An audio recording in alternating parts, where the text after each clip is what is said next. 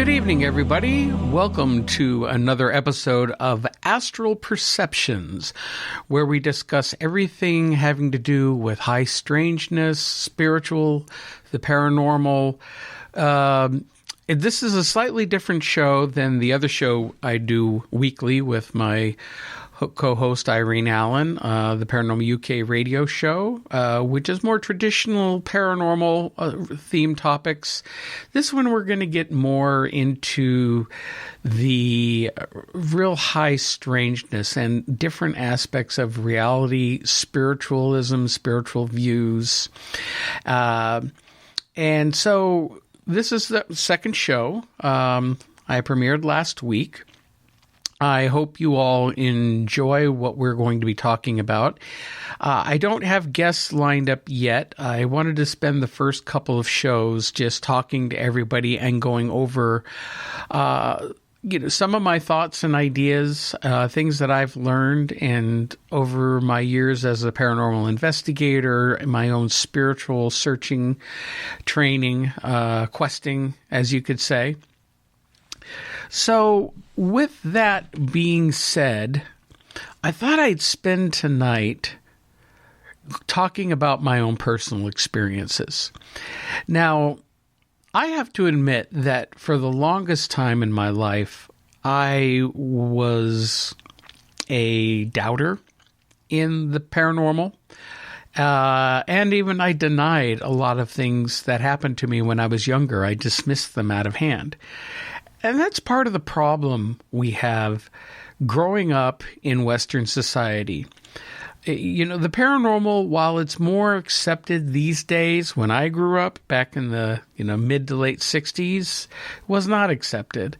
My parents went to church. They dragged my butt along to church along with my brothers. And, I was into the church and religious for a lot of my, younger years into high school. And it wasn't until after high school when I really started to realize I wasn't feeling it. And I felt like there was more out there. And, I broke away from my religious upbringing and started exploring different spiritual philosophies, different religions, different ideas. Now, that is not to say I'm bashing anybody who is part of Christianity or Islam or Hinduism or following any of the major religions.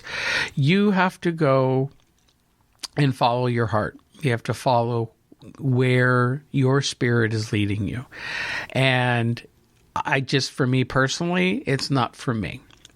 And, that actually was a bone of contention between myself and my family, who felt I should still be attending church. I just feel like a hypocrite for doing so, so I don't.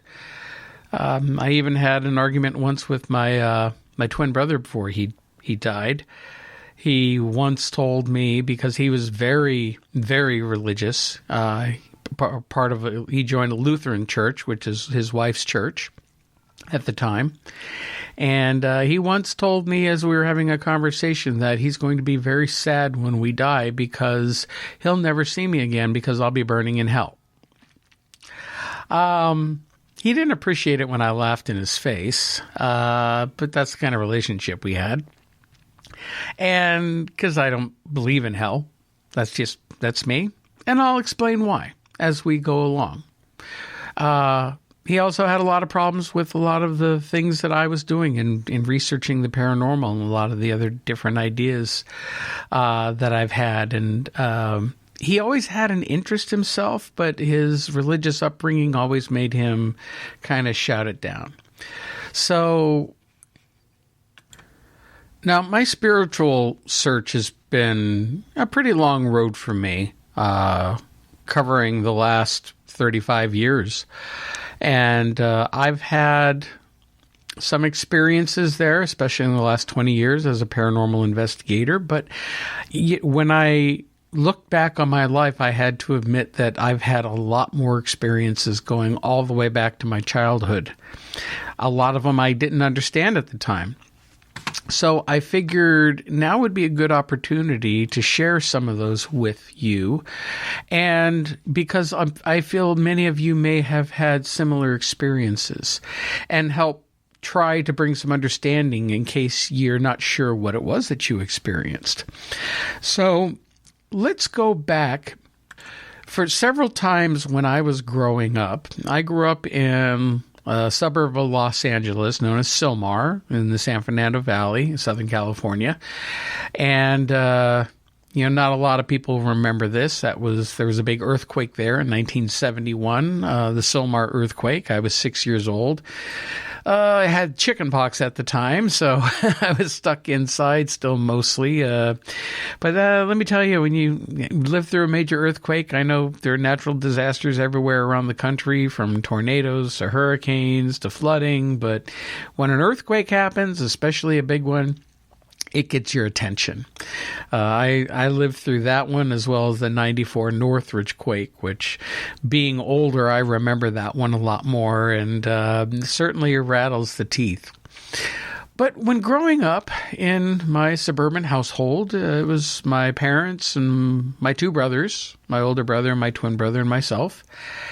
And, I wouldn't say the house was haunted by any means. It was a brand new home, new construction, in what was once old, apple or orange orchards or even olive groves, because it was San Fernando Valley was a big farming community back then. So the first thing that I can remember experiencing, and this happened several times while living in the house growing up, is I would be in a room by myself and I'd hear what sounded like my mother calling my name from across the house.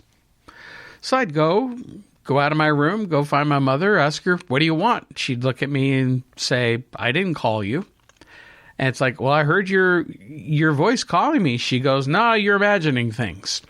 That was my mother's standard response to anything strange, is, "It's your imagination. You're imagining things." So I would not think much of it and blow it off. And it happened several times while I was growing up.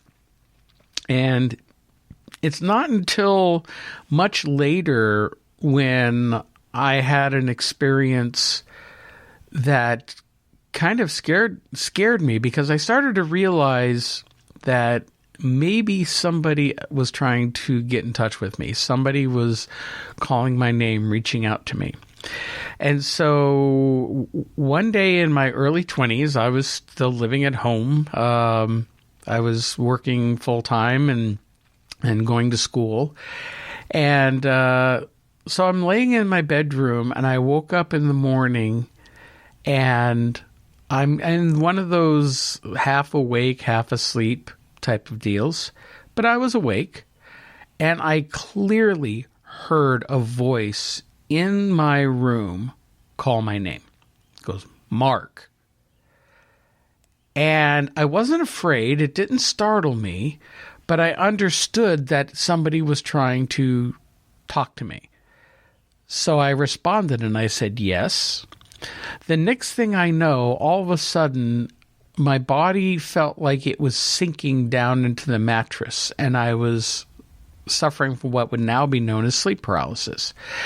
Scared the living crap out of me, and I fought it and I resisted it, and I was just struggling and fighting it. And in my head, I'm sitting there going, "Go away, go away, go away, go away, go away," over and over and over. And after a minute or two, it finally lessened, released, and I was able to get up and move around, and I was understandably freaked out. And I had no idea what was about to happen or what was going on there. Now, in hindsight, after all of these years, I wish I didn't fight it, because I honestly think that what was happening was I was about to have an out-of-body experience. And whoever was calling my name, whether it was a spiritual guide or someone who had crossed over, there was some type of discarnate entity there trying to reach out to me. And the reason I say that I think I was about to have an out-of-body experience is because in hindsight, I can look back and I've had some other experiences that were definitely out-of-body experiences that I dismissed as dreams. One of them was I was in high school, and I dreamed that I was suddenly out in my backyard.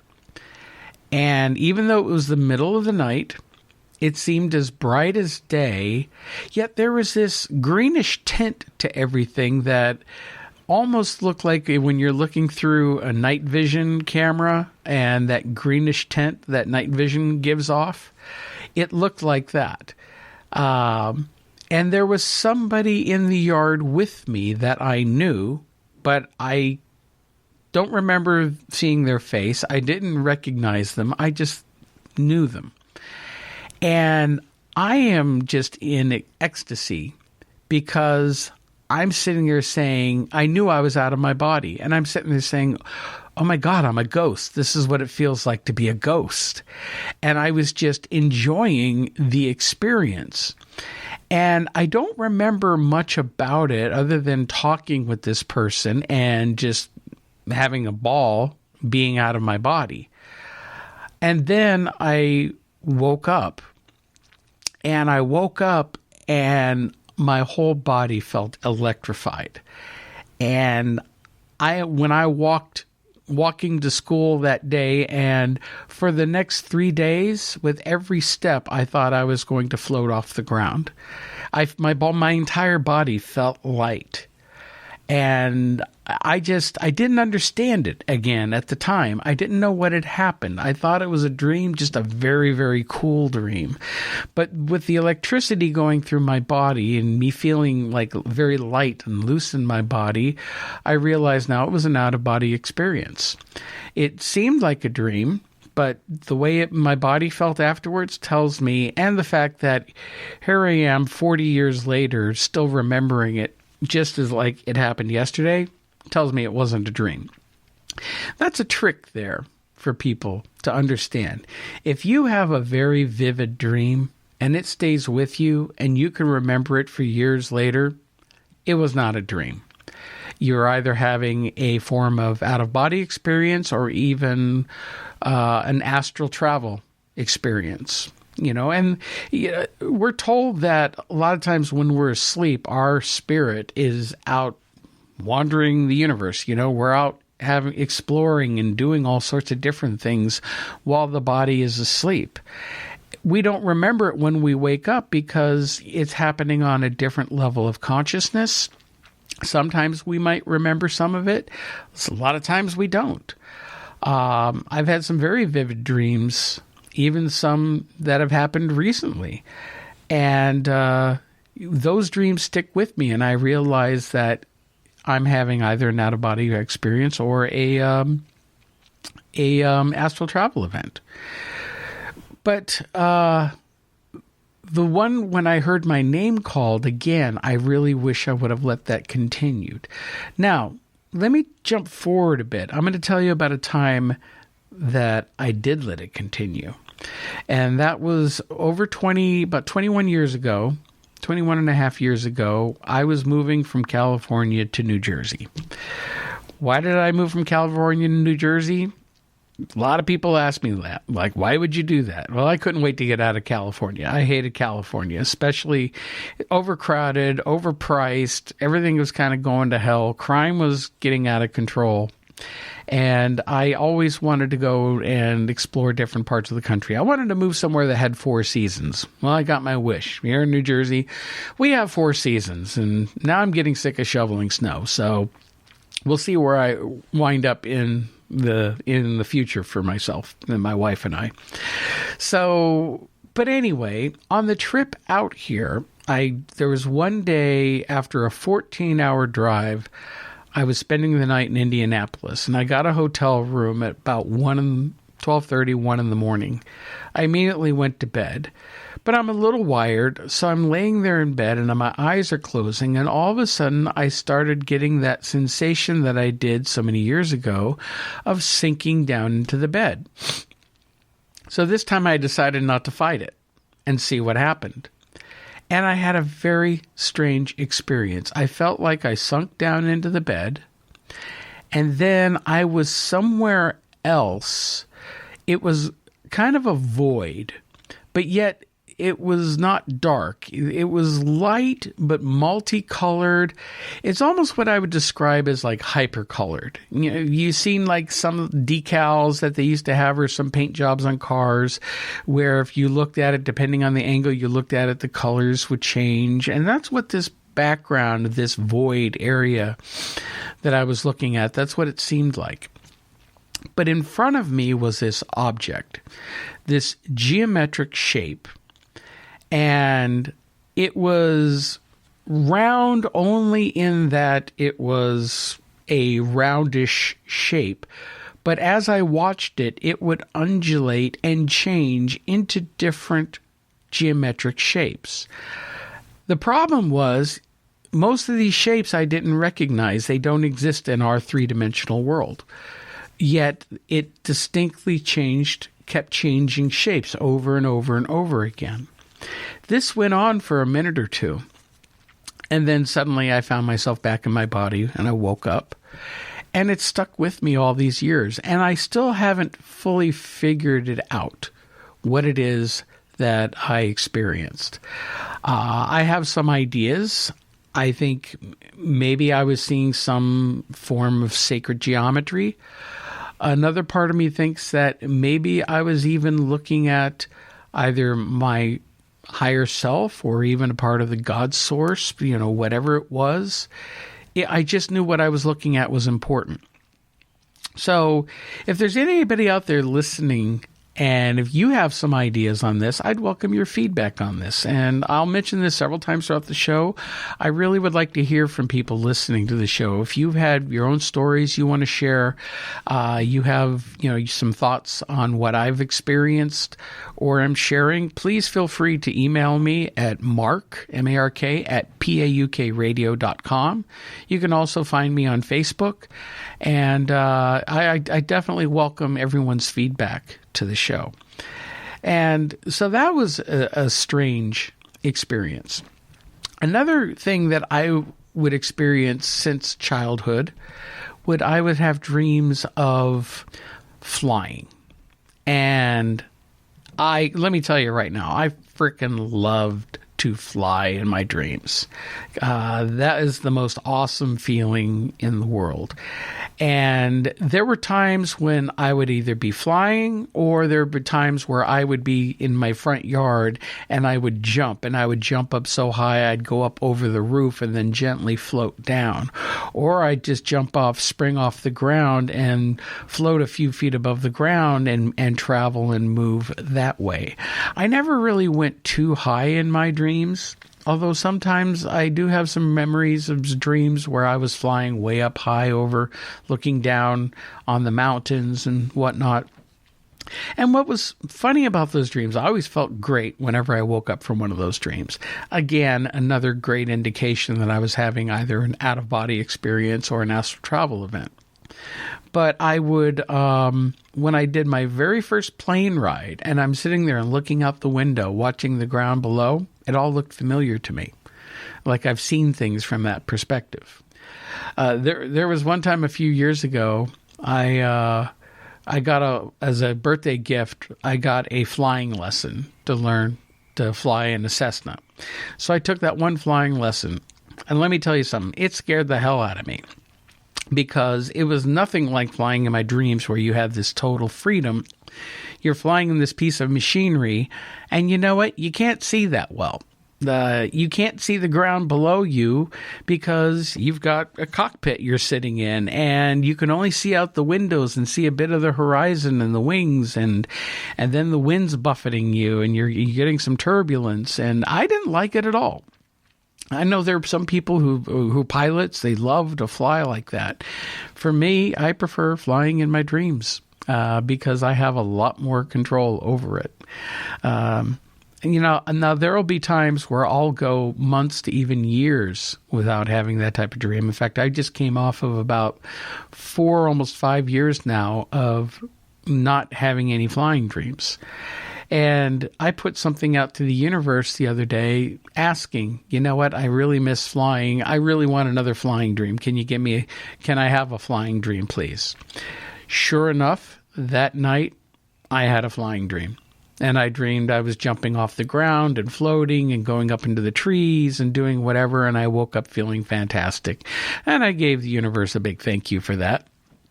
And I hope to have a lot more. I also tried at one point to work on having an out-of-body experience. And I haven't had a lot of success with that. I've read a lot of books and listened to some audio tapes where they try to show you how to have an out-of-body experience in a conscious state. And it's hard. It's hard for me, and I have trouble with meditating as well because I have a real difficult time shutting off my monkey brain. It just chatters away, and it's hard for me to focus. But I will admit there was one time I had an out-of-body experience. It didn't feel like I thought it would feel. It's not like I saw myself rise out of my body and can see myself. I was just somewhere else. And where I went back to was my childhood home. And I found myself standing in my dining room and living room area of my house I grew up in, looking exactly like it did when I lived there 30 years before. Yet I knew it couldn't be the same, but yet that's where I was. And I tried to go outside. I went to the front door, opened the front door because I was going to walk around the neighborhood. And all of a sudden there was like a pack of wild dogs or something outside on the street and whatever. And I took it as a warning saying, no, you can't go outside. So I had to stay in the house.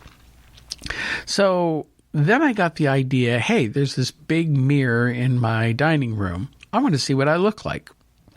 So I walked over to the mirror, stood in front of the mirror, and looked at myself. And what I saw is really hard to describe. It wasn't me. It wasn't like a mist or anything like that. It was like a warped version of me, and all in white with like black where my eyes should be and twisted.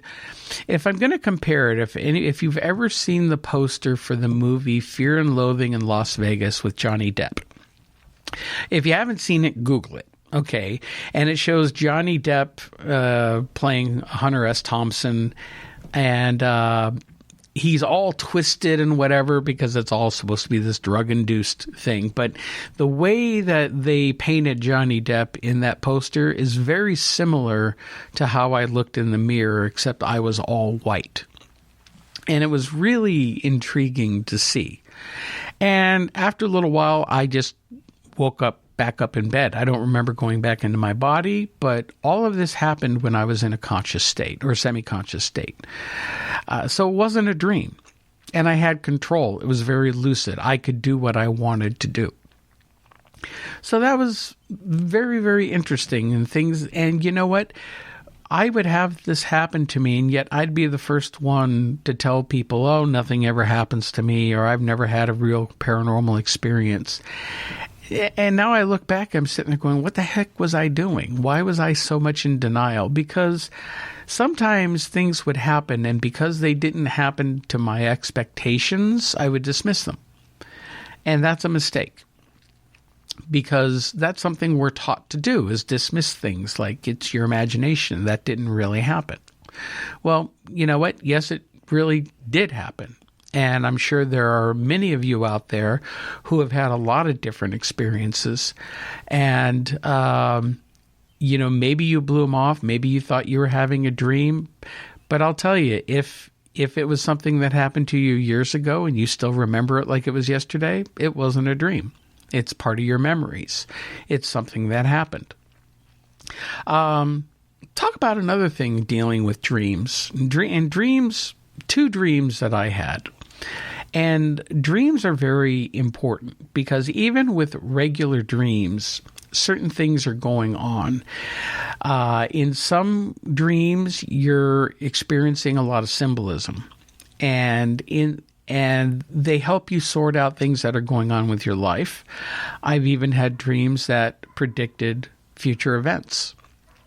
But they didn't do it in a direct way. They did it through symbolism. One of the most common dreams that I have had over the years is I'll dream of tornadoes. Maybe tornadoes coming right at me, or they're skirting right around me. And whenever I have one of those dreams, it's without fail. Within 24 hours, I'm dealing with some kind of emotional turmoil. Let's say it's my wife and I get into a bad argument, or something happens that upsets me. That's what I learned, what the tornado symbolized, that there was some type of emotional turmoil that I was about to experience. So, sorry about that lip smack there. I just took a drink. There are other dreams that I've had. I dreamed once in my early 20s, and this was in the mid-80s. I dreamed I was a soldier in World War II. And in this dream, I was in a running firefight across this field, and there were flowers and grass in the field as an American soldier fighting the Germans. And in this battle, this firefight, I got shot in the chest. And I felt it. I felt whatever it was hit me in the chest, and I went down. There wasn't pain per se, but I really, really felt it. And being in shock and almost a little delirious, I kept, in my mind, I had to keep fighting. I had to keep fighting. And I had a grenade, and I grabbed a grenade, and I was going to try to toss it, which I really wasn't in any condition, but I was going to try to toss this grenade. Well, I got shot in the chest again. I dropped the grenade behind me. It went off with a loud kaboom, and I felt the full force of that explosion hit me. And again, no pain, but it felt like I got hit upside the head with a big feather pillow. And then everything just went black. And then I woke up in bed, and I was like gasping for breath, because I think my breath stopped in the dream because I died in the dream. And I didn't think much of it. I thought it was very vivid. It was very unusual. And I had always heard that, if you died in your dreams, you die in real life. That's not true at all. And then it wasn't until a few years later, I went to go see the movie Saving Private Ryan. And I'm sitting there in the theater, and I'm watching the D-Day battle. And as they're storming the beaches, I'm enjoying the movie and the realism of the movie. Nothing struck me.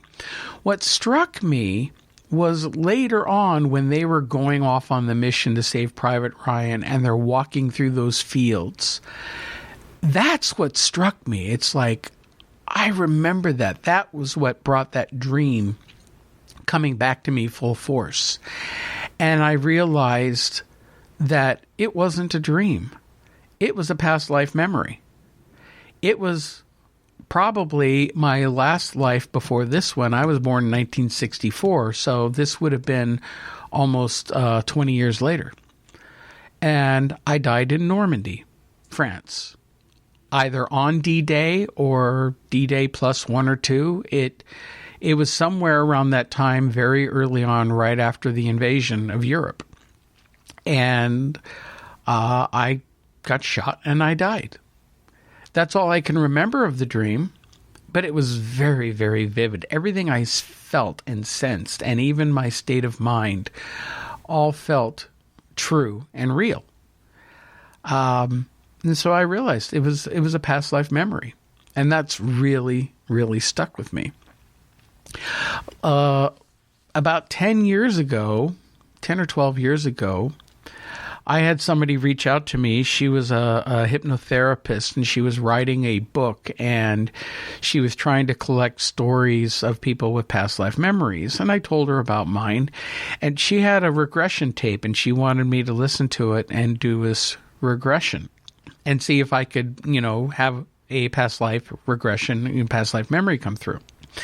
So I tried the tape several times. Nothing happened. Nothing would ever happen.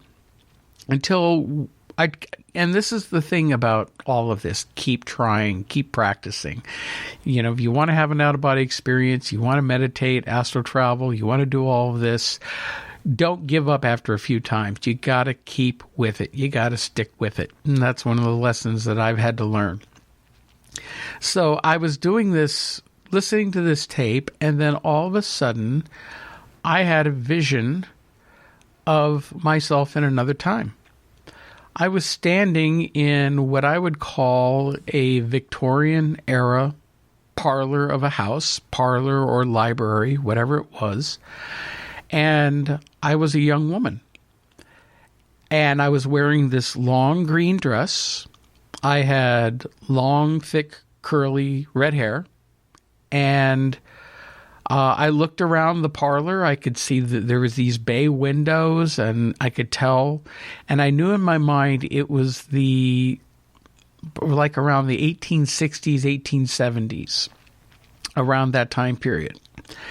And I thought, this is funny. And then it hit me, I was in Boston. I don't know how I knew that. I just knew it. I was in Boston. And then I started to think, what was my name? And then the name Marion Howe came to me.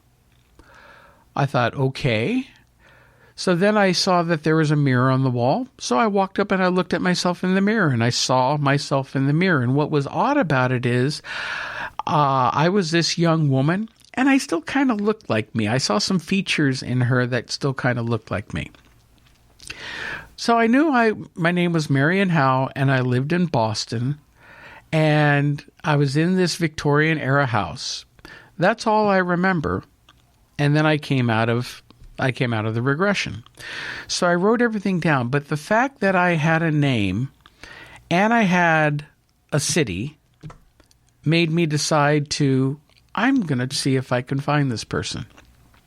So I started doing an internet search, doing Google searches, and I did a lot of research, and it took me about a week, but would you know it, I found myself. I found Marion Howe. Actually, her full name was Florence Marion. It was Marion, Marion, Howe, Howe. Florence Marion Howe. The Marion came from the family, had an ancestor, Marion Morrison, I believe his name was also known as the Swamp Fox, and was a Revolutionary War hero who fought guerrilla warfare tactics during the Revolutionary War. The movie The Patriot with Mel Gibson is very loosely based on him. And then it turned out that the whole family, the Howe family, my mother was Julia Ward Howe. She was the person who wrote the Battle Hymn of the Republic song, and which was very, very famous, and people still know it today. And the family were big abolitionists. They worked in the abolitionist movement. The father, John Howe, ran a school for the deaf there in Boston. I did some search, and I found the house that they lived in. And, again, I never saw the outside of the house in my vision, but I saw these bay windows, and I saw on one side of the house in this picture these bay windows. Really, really interesting. And then to find out that later in life, she was an author, got married, had kids, moved to New Jersey, and is buried here in New Jersey. And I found her grave.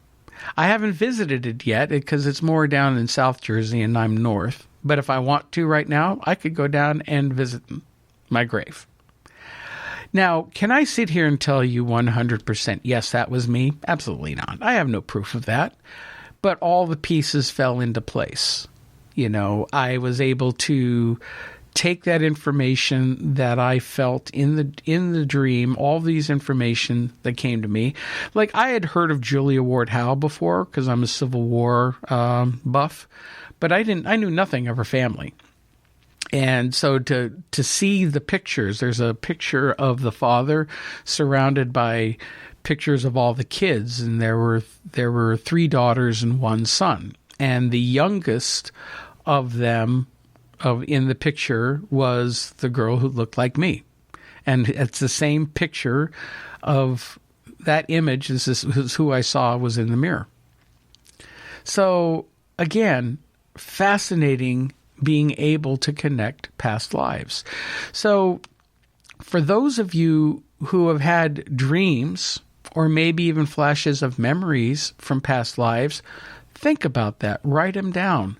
Look into it. It's quite possible that you've had a past life memory. I did go through another hypnotic regression, and that was trying to do a past life memory for me.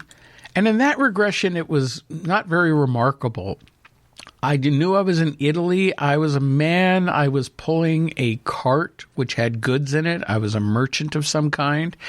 And I could tell it was in the early era of the Renaissance by the clothes I was wearing, this hat that I was wearing. It was almost Middle Ages, but coming into the Renaissance area. And I knew I was in Florence, Italy, and there was this big stone bridge that was going across the river there. That's all I remember. And sometimes that's what past life memories do. They do give you only, little snippets. Sometimes you'll get a big snippet. Some people who've gone through past life regression hypnosis can recall whole events in entire lifetimes. Now, during this time after I moved here to New Jersey, I was really on my spiritual quest and searching, and I was doing a lot of reading. I read a lot about Native American spirituality. I read the books of Mary Summer Rain, and I was learning some about shamanism and doing shamanic journeys. And so I was trying to do journeying and meditation, and while I was living in this house that I first moved into in New Jersey, which is another story I'll tell you here momentarily, some experiences I had. But while I was laying there trying to have this experience, I dreamed and I imagined, as part of doing journeying, I imagined going into this field and there was a tree, and I imagined myself sitting at the base of the tree and then allowing myself to float up through the tree, go up through the branches, and I went all the way high up. And the next thing I know, I was in, you could call it heaven. It could be, the spiritual plane. It was a higher level. In shamanism, most shamanism and cultures look at that there are 3 worlds. There's the upper, middle, and lower worlds. We live in the middle world. There's the upper world and lower world. And no, the lower world is not hell. It's just, it's something more earth-based, and there are definite positive things that happen that you can learn while journeying to the lower world. And we'll get into a lot of that more when I focus more on shamanism in a later show.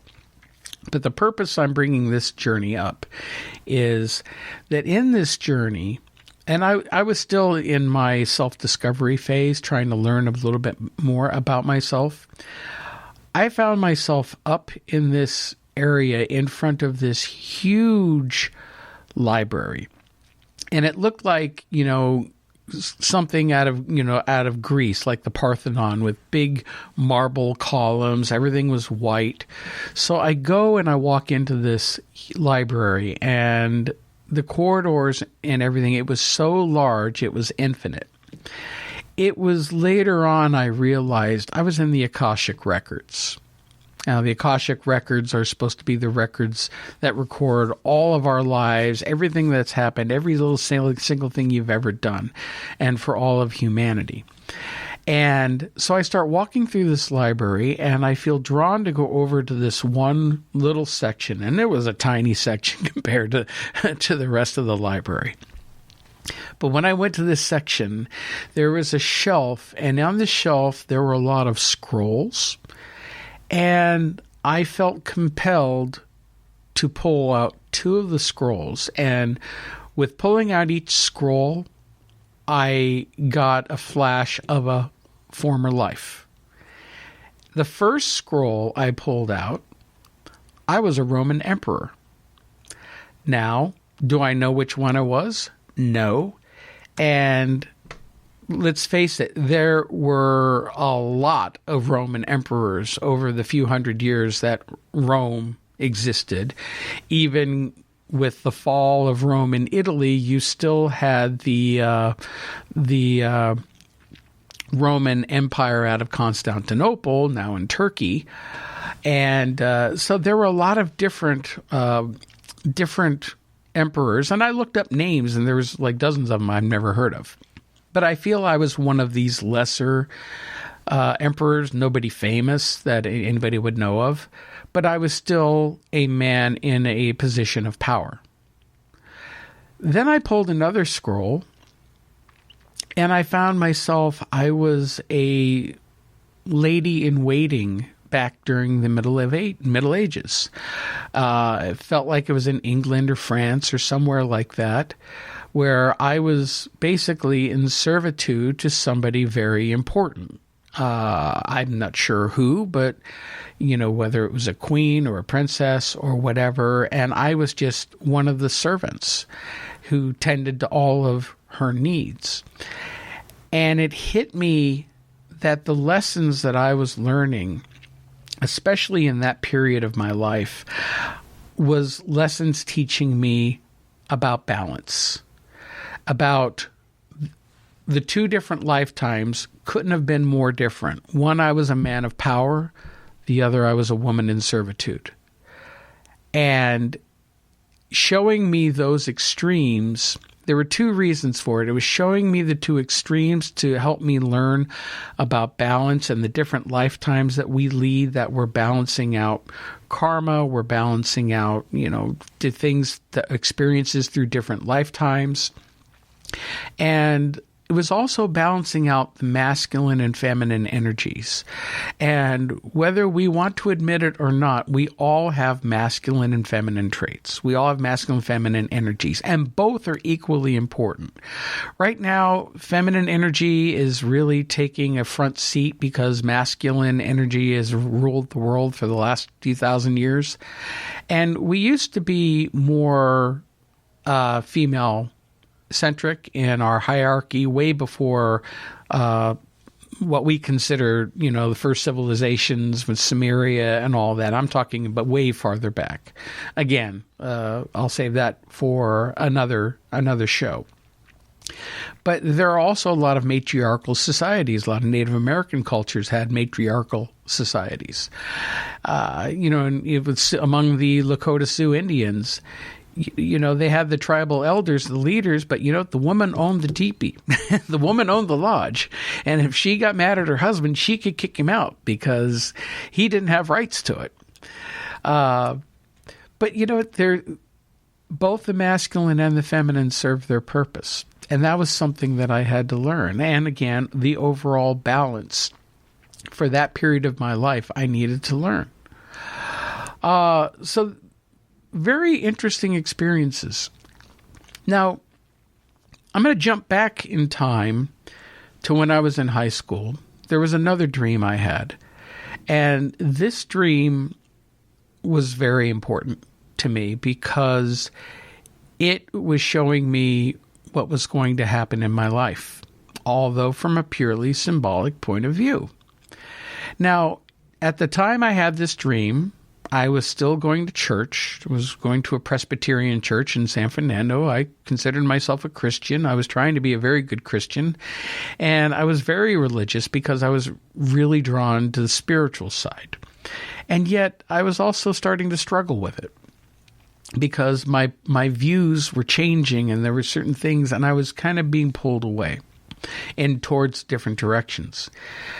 So in this dream, I dreamed that I was driving up a mountain road, and there's these mountains that were behind my house in Silmar that go back to the Angeles National Forest. And they sometimes the roads are paved, some are dirt, but I dreamed I was driving on this road and somebody was in the car with me. And as we're driving, I'm preaching to them. I'm talking about the Bible. I'm talking about God. I was talking about religion. Now, I don't know why it was important, but I was also drinking a strawberry milkshake from Jack in the Box. And I had it between my knees, and I was holding it also while driving. Now, I never really drank strawberry milkshakes, but I had one, and I still, to this day, I'm not sure about the symbolism of what that one meant. But as I'm driving on this road, the car is suddenly going faster and faster, and I'm starting to lose control. The next thing I know, because I had this milkshake was distracting me and not slowing down, not keeping two hands on the wheel, I lost control of the car and I went over a cliff, and it was about 100-foot cliff. And as the car is falling, the only thought that came into my head was, my parents are going to kill me for wrecking the car. But then I hit.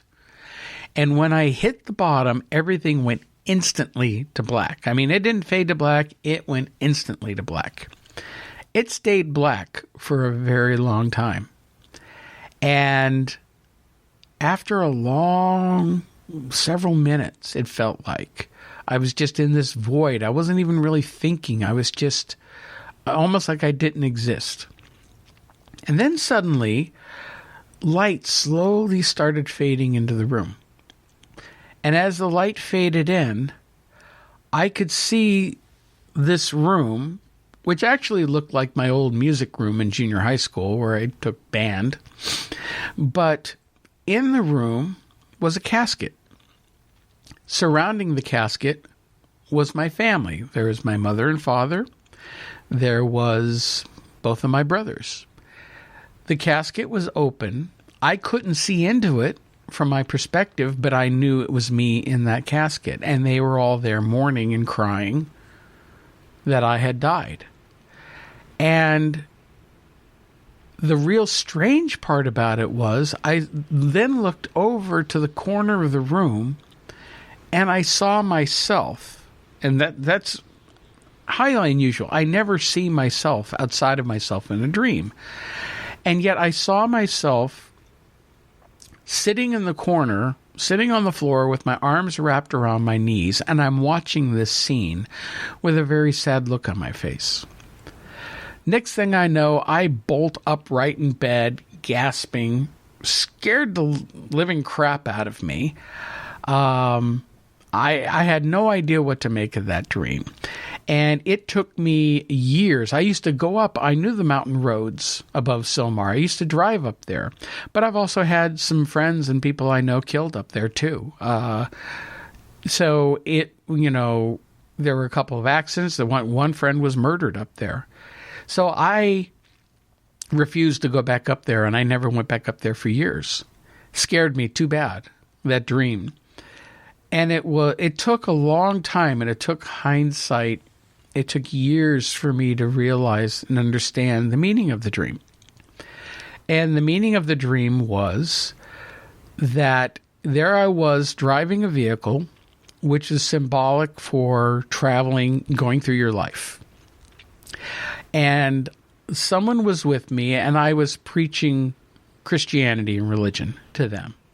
But then I started to lose control of the vehicle. And that was symbolizing me losing control of how I felt about theology and religion and my thoughts.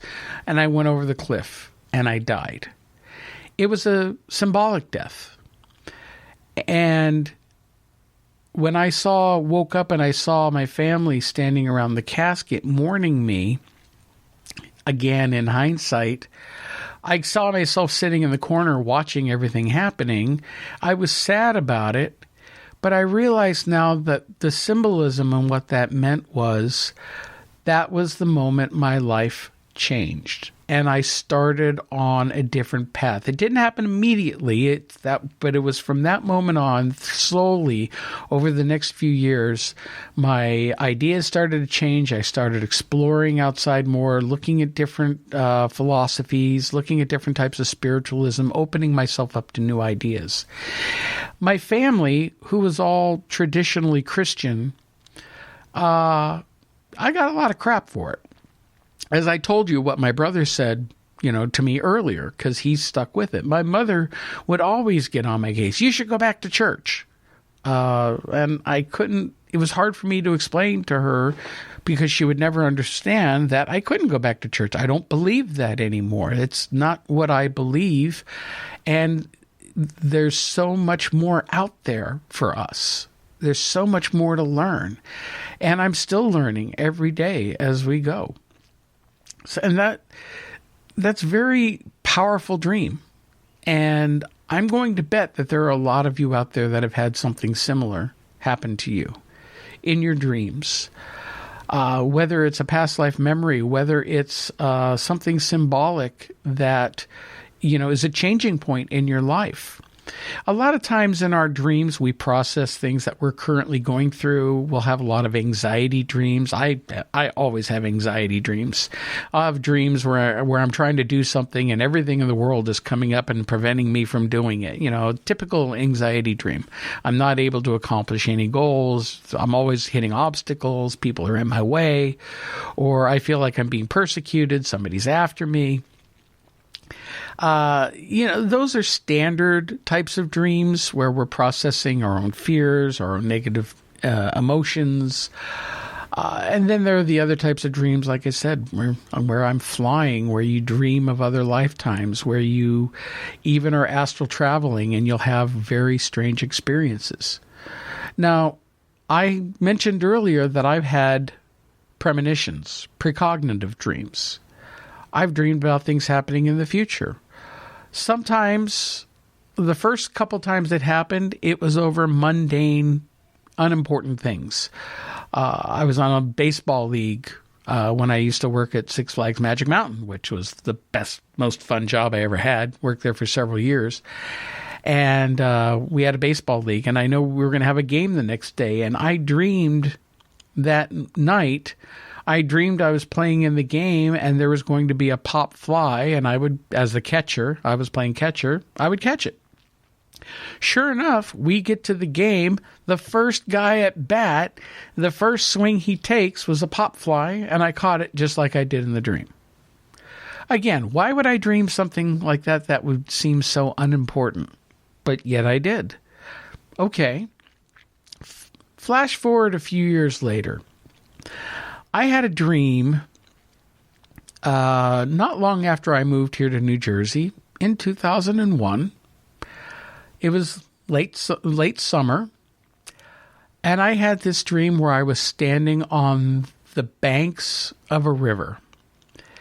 And what was strange about it was it was all barren and red. The dirt was red. There was no vegetation around, no nothing.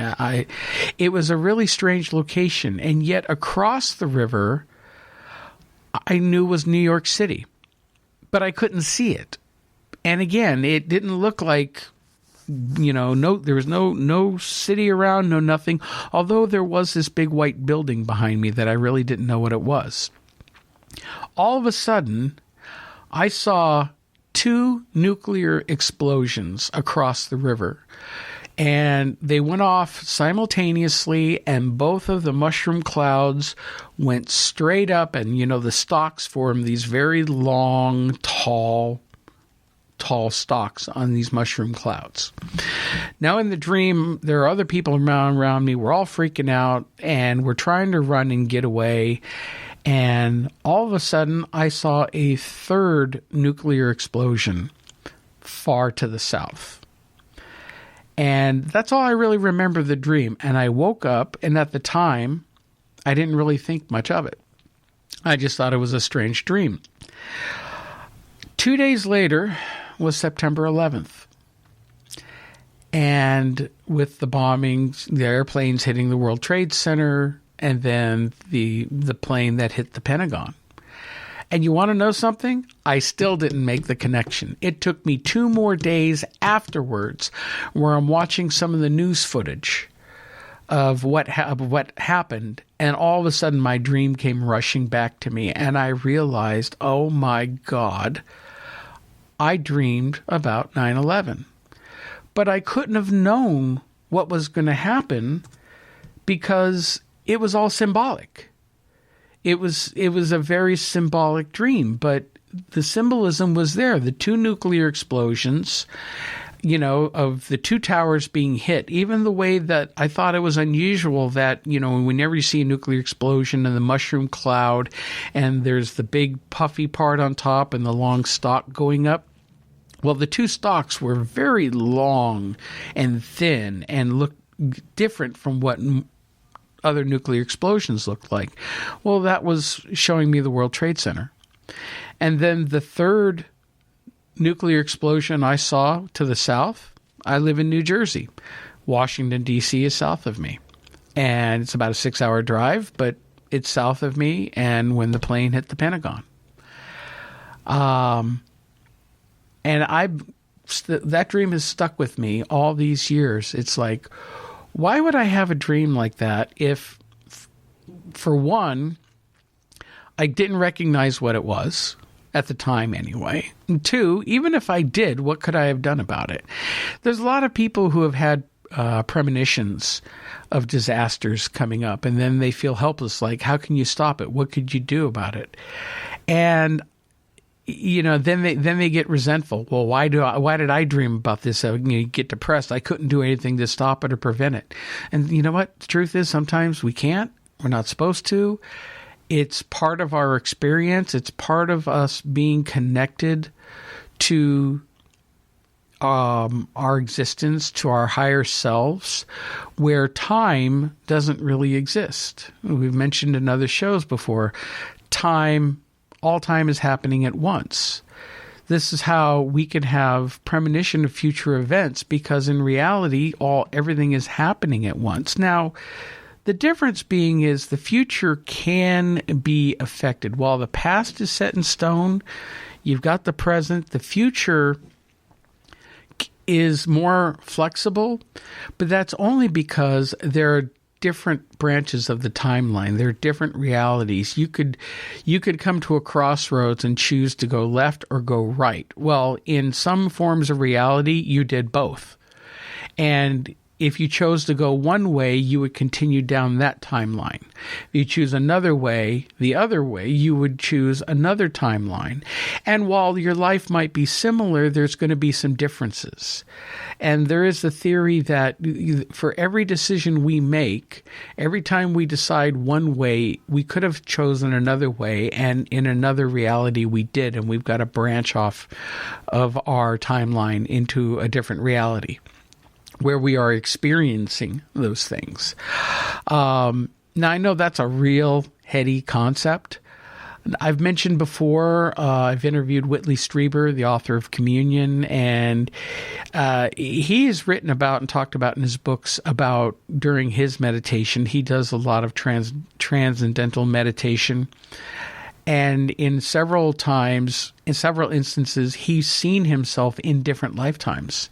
He and his wife living in poverty, him living all alone, but living different experiences, all while living within this same lifetime. So there is the possibility that we're living multiple lives at once, multiple realities at once. Well, believe it or not, that's coming to the end of the show here. And there's so much more. I didn't even scratch the surface. So I've got a lot more that we're going to be talking about. Again, thank you so much for listening and tuning in to the Astral Perception Show. We're here every Thursday on the Paranormal UK Radio Network.